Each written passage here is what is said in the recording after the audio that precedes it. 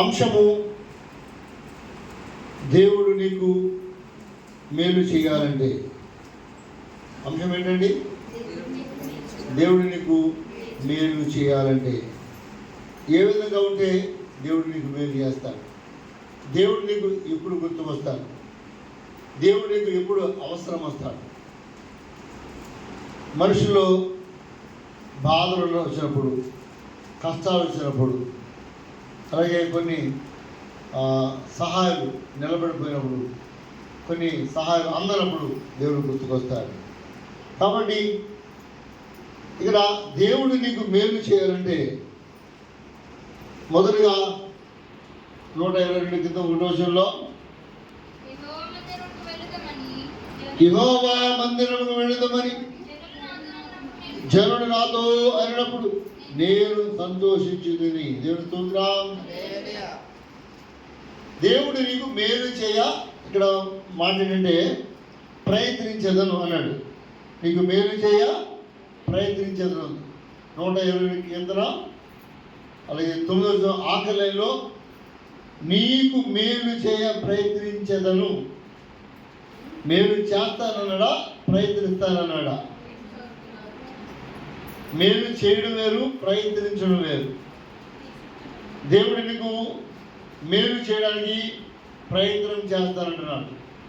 ఎప్పుడు ప్రయత్నం చేస్తాడు? మొట్టమొదటిగా నువ్వు దేవుని సన్నిధికి రావాలి. దేవుని స్తోత్రం. ఎక్కడ రావాలి?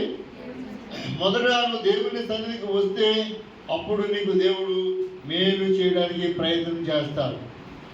నువ్వు దేవుని సన్నిధికి రాకుండా చాలామంది ఇంట్లో ఉండి కానుక పంపించేసి నా గురించి ప్రార్థన చేయమండి అని చెప్తే అది ప్రయోజనం కాదు. గమనించండి, మీ బిడ్డలు బాగా చదువుకోవాలంటే వారు మొదట స్కూల్కి వెళ్ళాలి. ఎక్కడికి వెళ్ళాలి? స్కూల్కి డైలీ వెళ్ళాలా, లేకపోతే వారానికి ఒకసారి వెళ్ళాలా? డైలీ వెళ్ళాలి. అయితే మరి పిల్లలు చాలామంది వారంకో రోజు సండే స్కూల్ కూడా రావాలి. లోక జ్ఞానం కావాలంటే కనుక మీ పిల్లలు స్కూల్కి డైలీ వెళ్ళాలి. దైవ జ్ఞానం కావాలంటే కనుక ఏం కావాలంటే దైవ జ్ఞానం కావాలంటే కనుక మీ పిల్లలు దేవుని సండే స్కూల్కి రావాలి. గమనించండి, ఈ వాక్యాన్ని మీకు ఎందుకు తెలియజేస్తారంటే కనుక దేవుడు నీకు మేలు చేయాలని ప్రయత్నం చేస్తాడు. ఎప్పుడు ప్రయత్నం చేస్తాడంటే కనుక మొదట నీవు దేవుని మందిరానికి వచ్చినప్పుడే. దేవుని స్తోత్రం. నువ్వు రాకుండా ఇంట్లో ఉన్నప్పుడు దేవుడు నీకు ఏ మేలు కూడా ప్రయత్నము చేయడు. ఇంట్లో ఉన్నాము, ప్రార్థన చేసుకున్నాము, ఇంట్లో ఉన్నాము, వాక్యం చదువుకున్నాము, ఎప్పుడు దేవుడితో ఉంటామండి, ఎప్పుడు దేవుడేనండి, ఎప్పుడు బైబిల్ చదువుకుని ప్రార్థన చేస్తానండి అనుకుంటే మీ పిల్లలు కూడా మీరు స్కూల్కి పంపకుండా ఇంట్లోనే చదివించుకోవాలి. వెయ్యాలి. అప్పుడు మీ పిల్లలకి బాగా జ్ఞానం వస్తుంది. వస్తుందా రాదా? అంటే గమనించండి, మీ పిల్లలు బాగా చదువుకోవాలి, స్కూల్ పంపిస్తారు. మరి వాళ్ళు దైవ జ్ఞానం పొందాలంటే దేవుని మందిరం ఎందుకు పంపారు?